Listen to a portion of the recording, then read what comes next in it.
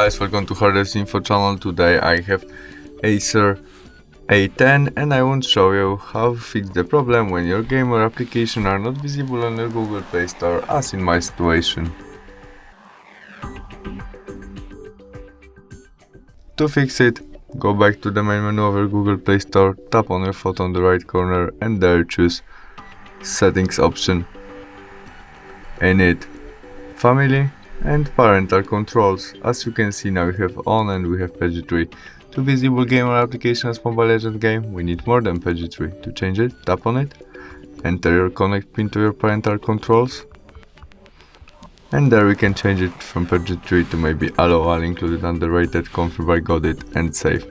You can also turn off your parental controls by switch off. That's all. We can go back and try search Mobile Legends games again, which is visible right now, and we can install it. Thanks for watching, bye!